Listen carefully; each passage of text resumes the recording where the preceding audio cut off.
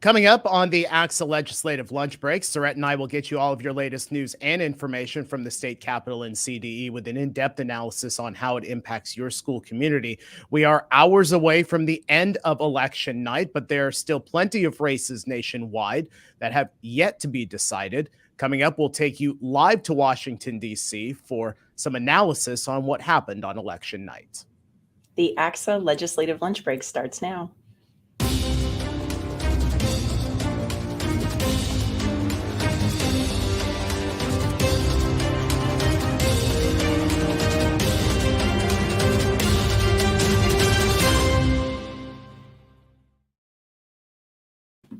It is 1 o'clock on a Wednesday. We welcome you to the ACSA Legislative Lunch Break, along with ACSA Legislative Advocate Surrett Kaminsky. I'm Naj Alikhan, ACSA Senior Director of Marketing and Communications. Welcome. So happy to have you with us after taking last week off. Go ahead and jump onto the chat, say hello, and let us know where you're watching from today. Surrett sitting in for Edgar, who is a little under the weather and was gracious enough to jump in the co-host chair, so I didn't have to do this all on my own. Surrett, how are you today?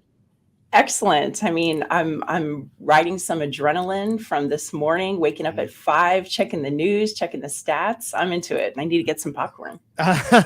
It was, as some of our viewers may know, that my proclivity for breaking news gets those juices flowing. And I had mentioned to you earlier that I went way past my bedtime last night as all of this was happening. And then both you and I were up in the 5 o'clock hour. I have to ask, inside your home on election night and then election morning, because it can be riveting, what's the rest of your family doing? Are they kind of rolling the eyes like, come on, we got stuff to do, or are they locked in with you?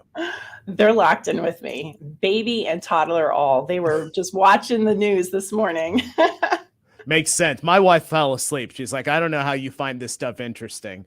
But it was an interesting night. Want to say hello, Dana Carter, Marie Russell from Turlock Unified, Deanna Culian with us. Thanks for the stickers she mentioned. Yes, if you saw me at Leadership Summit last week, I hope you got your ACSA Legislative Lunch Break swag for us. Would love to see, for those of you who did get our decal, how you displayed that. So if you have photos, go ahead and send those into us. Grant Bennett, Dana Carter, good to see all of you. Surrett, I know, obviously, because you're from the GR department, you've been heavily involved in the endorsement process for ACSA and the propositions and the candidates who are out there. So before we take you to DC, before we take you inside the state capitol, let's tell you a little bit about those ACSA endorsed propositions and endorsed races. Let's bring the propositions up for you first.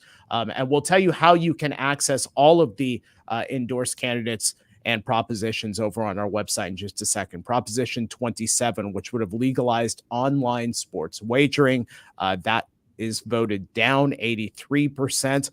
So Prop 27 goes down. Prop 28, this is the K through 12 art education proposition that passes, 61%. And then Proposition 31, this is the proposition to repeal the flavored tobacco ban. That goes down as well. Upholds the state law barring the sale of flavored tobacco. At this hour, we are still monitoring the ACSA endorsed candidates. This is actually very interesting that California plays a pivotal role nationally. So many races are still undecided right now, so we don't want to necessarily give you data that could be changing at this very moment. But if you would like to see a full lineup of the endorsed candidates and propositions from ACSA, you can do so over on our advocacy page at ACSA.org. Surrett, let me ask you, because you have this experience inside of the state capitol. We're kind of in this this period between election day and the start of the next legislative session. Inside the capitol, what's that experience like? What's that experience like for the lawmakers who are incumbents, stay in their position, and then those who are going to be new in this next legislative session? What's that like? Oh, for sure. I mean, behind the scenes, this is a really busy period and truly a fascinating one. So think of any job that you've ever started, like this new incoming freshman class of legislators. They're going to want to meet with their fellow colleagues and get the scoop on what's what. There's also going to be a lot of movement among the staffers as new legislators look to hire their chiefs of staff and their legislative directors. And incumbents are building their alliances with the newcomers, and everyone is talking priorities. So, for example, this Thursday, Assembly members, including those that are currently winning candidates in races that are too close to call, they're going to be convening in Sacramento for orientation. And the Assembly Democratic Caucus will also hold a leadership vote. So regarding who will be the next Assembly Speaker, that won't take place until members adjourn on December 6th for the 2023 organizational session. However, we're hearing that it's expected that the Democratic Caucus will take a vote in this Speaker Anthony Rendon versus Assembly Robert Rivas speakership contest tomorrow. And finally, for lobbyists, it's really important to meet the new members and their staff early and establish those relationships, learn about mutual priorities and where those priorities might intersect. Let me ask you about when new leadership comes in. How does the leadership help formulate priorities for the upcoming year? Like, can you just kind of explain what that position is? Is it more of a figurehead type position, or are they really shaping policy and legislative platforms moving forward? Yeah, I would say that even the incoming freshman class, they have their priorities that they already really care about. Someone might be coming in from an area where they really want to talk about, clean air, EV vehicles. Like those are the things that they're really prioritizing. They might link up with legislators that have a district nearby, or they might have, a link with someone who is closely aligned to those priorities. And so that's how some of these pieces get shaped. And they can even introduce a bill in December if it's something that they really care about. That happens sometimes. So let me ask you, as an advocate, somebody who's involved in policy, somebody who works inside the state capitol, what is that next important date for us? Are we looking already towards the governor's budget proposal in January, or is there something that our members should know about as far as an important date between now and then? Honestly, meetings are already happening. We've already been speaking to leadership, to working with the staffers, the consultants, and talking about the aspects that our ACSA members have been telling us, the things that are really important to them. As you know, we've been holding our governance meetings, our councils and committees, our vice presidents for legislative action. We've been polling our board of directors. We've been finding out from our ACSA membership what is important. And at the GR level in the governmental relations department, we meet almost, I would say, daily, really, on talking about how do we take those priorities that our ACSA members are telling us and move that towards advocacy. And sometimes advocacy is not just happening at the Capitol. We advocate all the time in a conversation with state agencies. That's a level of advocacy, talking about regulation changes that may need to happen on something that will help with a credentialing roadblock with the Commission on Teacher Credentialing. That's advocacy too. And so our members all play a really important role when we ask them targeted questions on email. Can you give us some case examples? Or, hey, could you attend this meeting for 30 minutes and just talk about your program? That's advocacy too. So it takes many shapes and forms. Yeah, and I know that you were in one of those advocacy meetings yesterday, because you and I were sitting and having lunch next to each other right before you went into one of those. The GR department never stops working, that's for sure. Let's go ahead and bring in our guest. We'll take you live to Washington, D.C. right now. Reg Lichty is the founder and partner at Foresight Law and Policy, ACSA's federal advocacy arm. Reg has been on our show before, but it's been some time. We figured this was the appropriate time to pull the trigger to get Reg back on the show. Reg, it's great to have you with us today. Let me ask you, what is the tenor like in D.C.? We're now at just past 4 o'clock Eastern. As far as what you woke up to this morning, what you're feeling in D.C. today, especially about the expectations that we heard about the political parties last night. What's it like today in our nation's capital? Yeah, I mean, I think the shared tenor is one of exhaustion. It was, with these close races, of course, it was a late night for most of Washington. especially watching the races like Californians on the West Coast. But beyond that, it really depends where you're standing. I think for many Democrats, there's a huge sense of relief that the party overperformed relative to historic outcomes for the party holding the White House at a midterm election.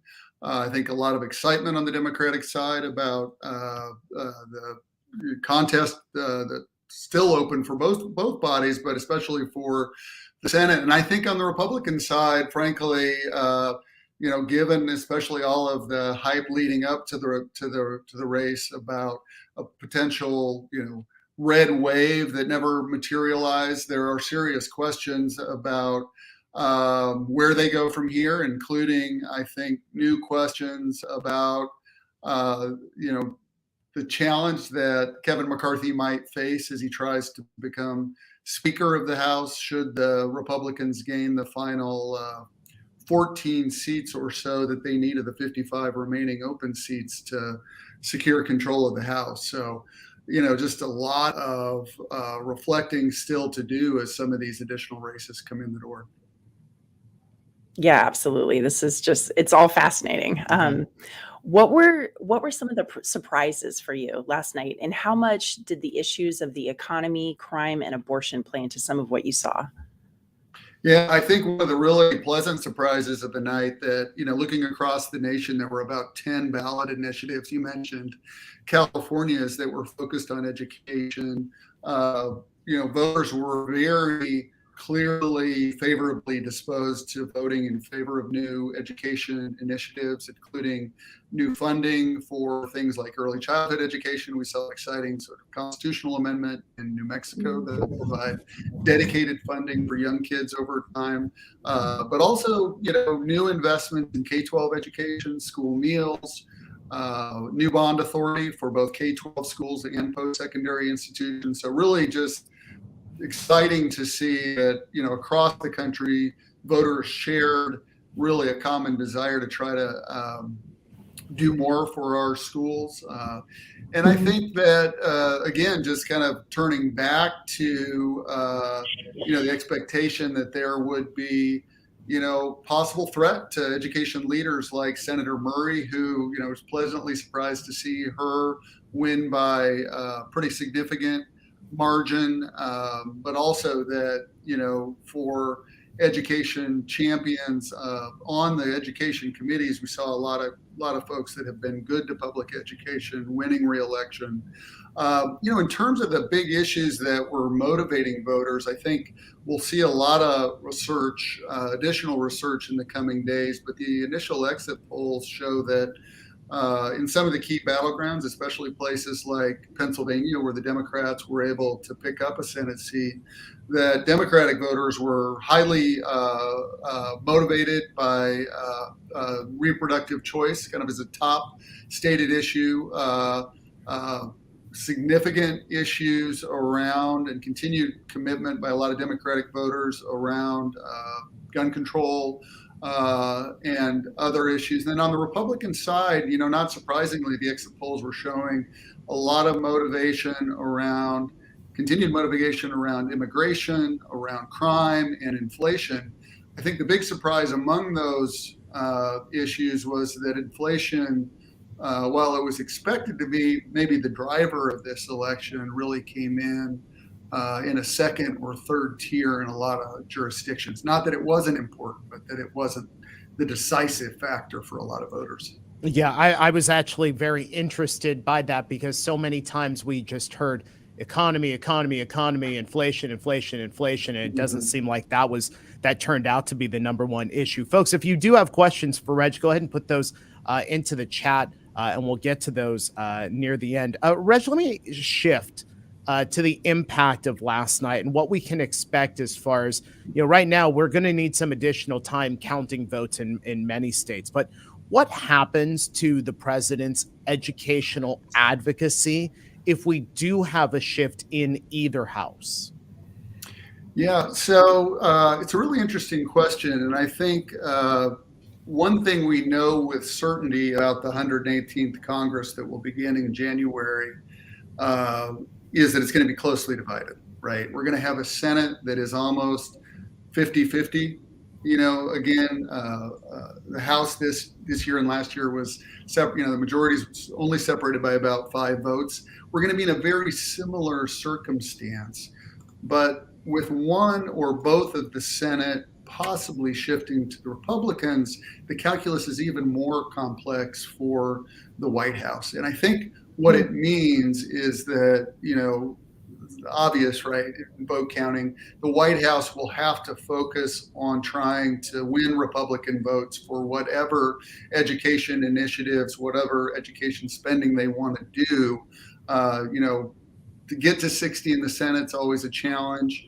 This president, having served in the Senate for so many decades, I think is very well equipped for the type of even divided, possibly, kind of divided institution Congress in a way that, they're just going to have to identify issues where there is some bipartisan opportunity that might be around workforce policy, where we saw some bipartisanship over the last couple of years. But, it might be even some discrete issues and across the educational continuum where the White House identifies some support in the Senate and the House for some of the president's new ideas, right? Because there really is a pivot point, not just for the Congress, but also the president as they transition to the second 2 years of his first administration in the lead up to the election. So I think a lot of strategy is going to have to take place over the next couple of months to prepare for that.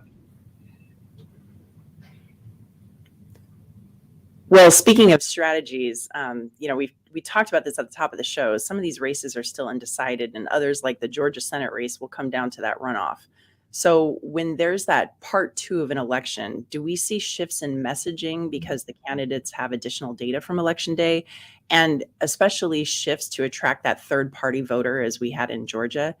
And then additionally, what impact, if any, do you think a formal announcement of President Trump's intention to run again would have on a runoff? Yeah, all good questions. I think for those of you that haven't been glued to your computer today, right now, both parties in the Senate have 48, right? So there are 4 undecided races. One doesn't really count. They're still working on Alaska. That will be a Republican seat. So we're looking at Arizona, Nevada, and Georgia. Should the Democrats carry Arizona and Nevada, it will be a done deal. It will be another Democratic-controlled Senate. If those split, it could come down, as you've said, to another runoff in Georgia where state law requires the winning candidate to have more than 50% of the vote. And that, requires a lot of thought, I think, about the messaging, as you've said, because what the parties have to do is persuade their base to come out again, right? There's been all this energy and time invested in the general election. Getting your voter back to the polls 4 weeks later is a real challenge. So you really need to identify the message that's going to excite them. And it is about Senate control. That's going to be the lead message, right? That it's going to be the decisive vote in the Senate to determine who controls it. But those issues that we saw at the top of the exit polls that motivated voters will certainly be closely studied and adopted by the campaigns to try to generate that excitement they're going to need to get voters out, next month for that race, if it truly comes down as it did in 2020 to what Georgia voters decide in terms of control of the U.S. Senate. Reg, let me just ask this question before we let you go. I heard on the radio this morning that if we end up getting a Congress that flips to red, could that be a talking point then for Reverend Warnock in Georgia when he goes out and talks to voters? Look, we've already switched to Republican controlled in Congress. Do you want both houses to be red? because that will happen if you don't vote for me. I guess the question that I want to ask you is, when we come down to some of these races that are fluid, how fluid does the strategy have to be now? Is it kind of the same thing, or do we see something brand new? And as Surratt asked that question, there's the Trump factor into this, because he could make some announcements in the coming days. How fluid do these campaigns have to be?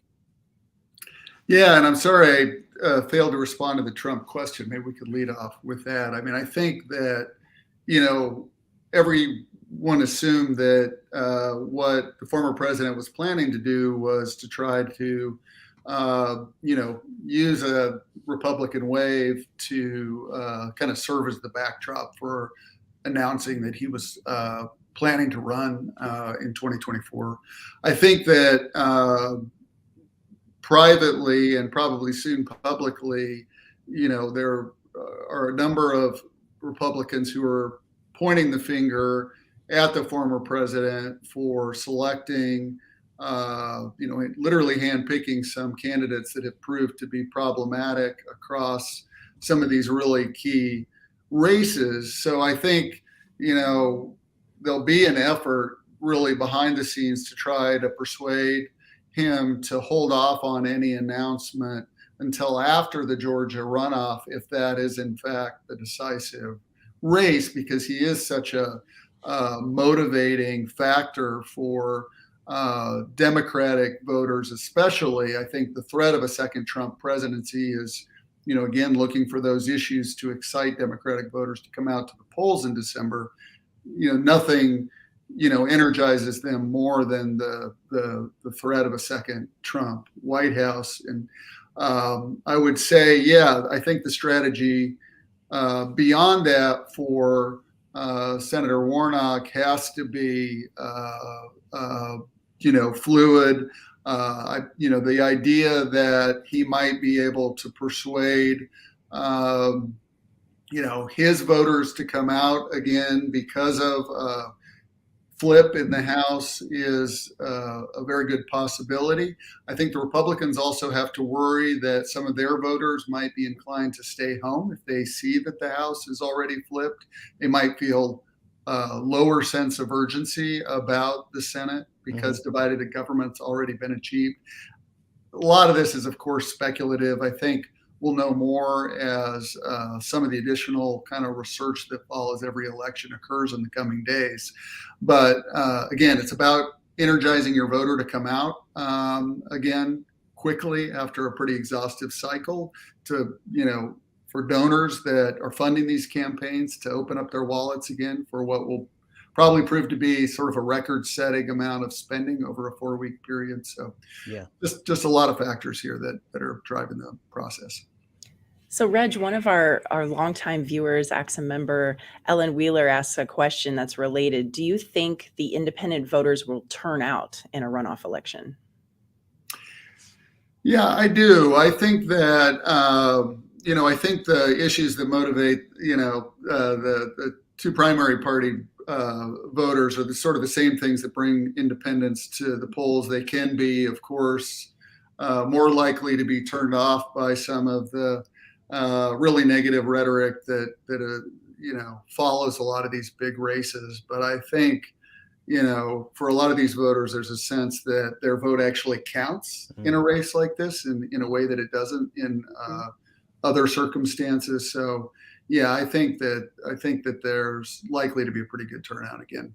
And of course, there was that third party candidate in Georgia yesterday that took a significant number of votes. This may not be going to a runoff had we not had a third party candidate in there. Reg, before we let you go, Surratt and I talked about this right at the top of the show. I love breaking news. I was up late and up early. She was up early this morning. So what was it like for you? I part of me thinks you weren't still awake waiting for California results, but you were up early to see what happened overnight. What is it like in the Lichty house? Yeah, it's funny. At least twice my wife in the middle of the night asked me why I was looking at my phone, because when I woke up unintentionally, I had to reach across to see if there was a kind of final decision in Pennsylvania, in particular, in a number of the upper Midwest races that were so close, Wisconsin. So yeah, definitely up early to try to dig into a lot of this, and probably to bed early tonight as a result. How tired I'm feeling right now.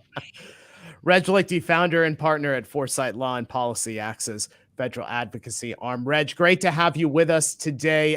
Don't be stuck to your TV and your phone. I assume we're going to need a little bit more time before some of these other races are decided. But have a great rest of the day, and thanks so much for being with us. Yeah, great to be with you. Thanks for the invitation.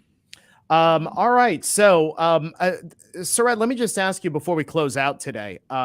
We talked a lot about Georgia when we were talking to Reg. Was there one thing from overnight, since you and I have both talked about our schedules, was there something from before you went to sleep or that you woke up this morning that surprised you about what we've learned? Pennsylvania, Dr. Oz and Fetterman. I've been listening to a lot of podcasts lately, hearing the analysis, repercussions after his stroke, recovery process. There's been a lot of coverage with interviewing Pennsylvanians and how they think, and that was an interesting race. So that was the surprise for me. How about you, Naj? Yeah, I was going to say you and I are somewhat like-minded here, because I was, I don't put politics out there on my social media platforms because I figure none of my followers want to know. They don't care what I have to say. But I was following Pennsylvania very closely. I think the storyline out of Pennsylvania, the flip, voting for somebody that was so connected to his voters because he was from Pennsylvania, had served his community. I think the Fetterman story is incredible. And I obviously think that the idea that California is going to play a role down here at the end with some of these races and how that impacts what happens in Congress, I think it's going to be very cool. It's good. It's good news. It's good information. It keeps my juices for breaking news flowing, at least for the rest of the day. Hey, Saret, thanks so much for being with us today. It's a pleasure.